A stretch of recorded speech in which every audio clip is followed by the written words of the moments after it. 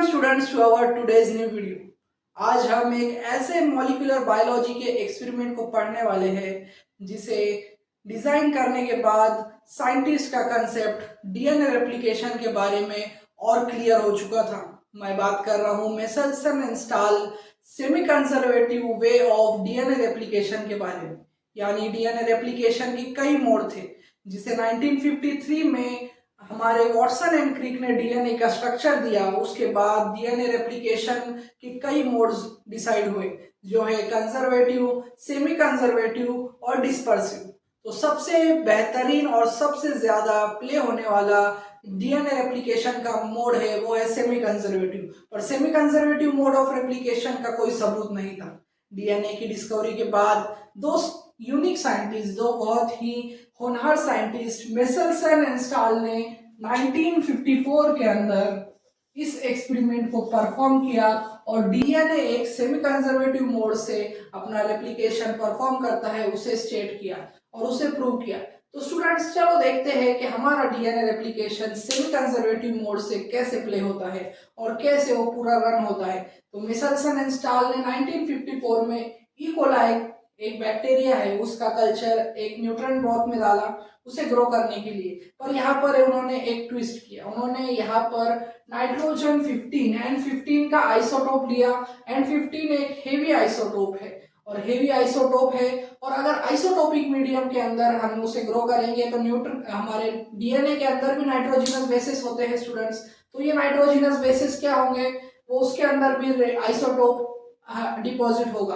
तो जब डीएनए के अंदर ये आइसोटोप डिपॉजिट होगा तो ये हेवी आइसोटोप है और फिर जब इसका हम CSL यानी caesium chloride centrifugation gradient density gradient करेंगे तो हमारा डीएनए बन जाएगा हेवी डीएनए। क्या बनेगा स्टूडेंट्स? हेवी डीएनए बनेगा। जब हम N15 के अंदर ई कोलाई को ग्रो करेंगे ई कोलाई का डीएनए हेवी बन जाएगा। फिर उन्होंने 2-3 जनरेशन के अंदर N15 के अंदर ग्रो किया। फिर दूसरी जनरेशन में उन्होंने क्या किया, इसी सेल्स को दूसरे सेल्स को N14 मीडियम में ग्रो किया। N14 हमारा नाइट्रोजन का एक लाइट आइसोटोप है। कौन सा आइसोटोप है स्टूडेंट? Light isotope. तो स्टूडेंट लाइट आइसोटोप क्या होता है? लाइट आइसोटोप को जब हम CSL हमारा सीजियम क्लोराइड के डेंसिटी ग्रेडियंट में देखेंगे तो वो ऊपर आएगा और हेवी वाला होगा तो वो नीचे आएगा और लाइट होगा तो ऊपर रहेगा डेंसिटी ग्रेडियंट के अंदर। तो स्टूडेंट्स फिर उन्होंने कई जनरेशन N14 में ग्रो किया। इसके बाद दोनों कल्चर्स को ई कोलाई के N14 वाले को और N15 वाले को दोनों को मिक्स कर दिया और दोनों को कुछ जनरेशन के लिए रेप्लिकेट होने दिया। हम सबको पता है कि ई कोलाई का रेप्लिकेशन चलता है 20 मिनट्स के अंदर वो डबल हो जाते हैं।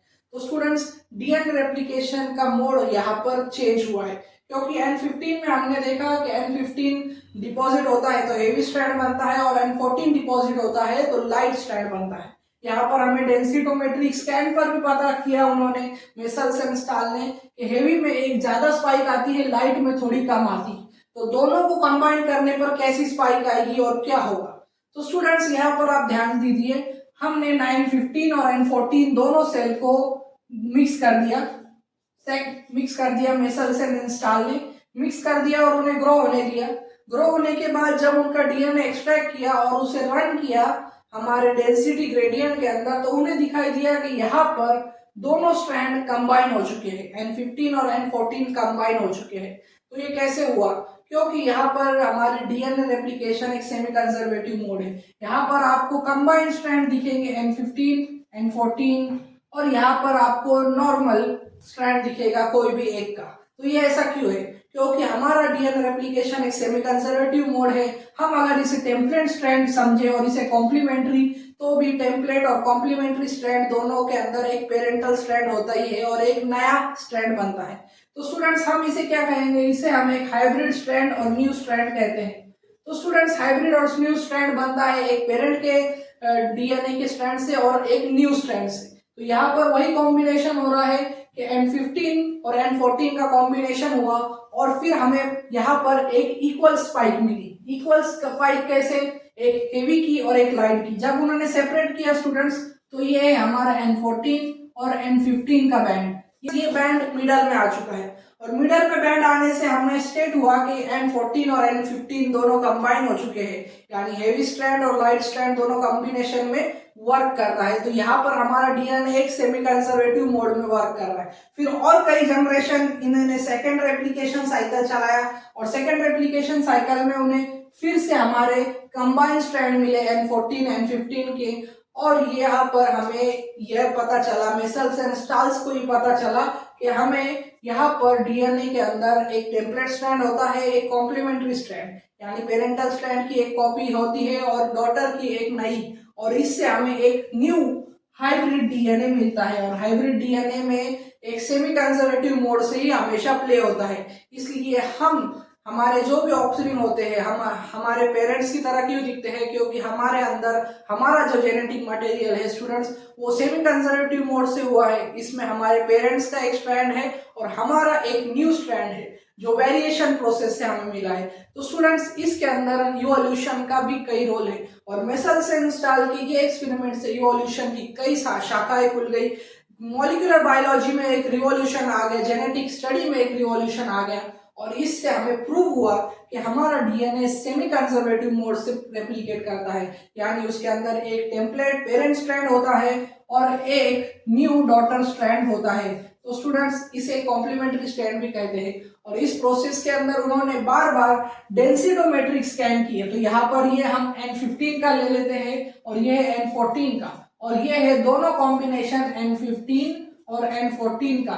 तो इसमें दो स्पाइक दिखाई दे रही है, और यहाँ पर जब और जनरेशन सेकेंड रेप्लिकेशन में कुछ लाइट बने हैं, कुछ हेवी और कुछ कॉम्बिनेशन में है, जैसे कि यहाँ पर हमने देखा था। और सेंट्रीफ्यूगेशन, हमारा जो डेंसिटी सोडियम क्लोराइड सेंट्रीफ्यूगेशन है, डेंसिटी ग्रेडियंट, उसमें हमें डीएनए की डेंसिटी पता मिलती है। तो इसमें हमें क्या मिला, हेवी की नीचे होगी, लाइट की ऊपर होगी, और दोनों का कॉम्बिनेशन होगा तो सेमी कंजर्वेटिव होगा। तो वो ना ऊपर होगा ज्यादा, लाइट ऊपर होता है स्टूडेंट्स और हेवी नीचे होता है। पर जो हमारा हाइब्रिड न्यू स्ट्रैंड है वो N14 और N15 का मिक्स है, इसलिए हमें ये मिड में मिला। कहाँ मिला? मिडल रेंज में मिला है स्टूडेंट। तो ये है हमारा मेसल्स एंड स्टाल का semi conservative mode of replication, जिसमें उन्होंने हेवी आइसोटोप N15 और लाइट आइसोटोप N14 का यूज कर प्रूव किया कि DNA replication is in a semi conservative manner. तो स्टूडेंट्स, मुझे उम्मीद है कि आपका कंसेप्ट डीएनए रेप्लिकेशन और मेसल्स एंड स्टाल के एक्सपेरिमेंट से क्लियर हो चुका होगा, जिससे हमें पता चला कि वो एक सेमी कंजर्वेटिव नेचर में हमेशा प्ले होता रहता है। फ्रेंड्स, ऐसी ही वीडियोस के लिए मेरे चैनल को लाइक करें, शेयर करें और सब्सक्राइब करना ना भूलें। और अगर आपको कोई भी टॉपिक पर डाउट है या इस टॉपिक पर डाउट है तो कमेंट बॉक्स में जरूर बताएं, मैं उसका जवाब जरूर दूंगा। Thank you for watching.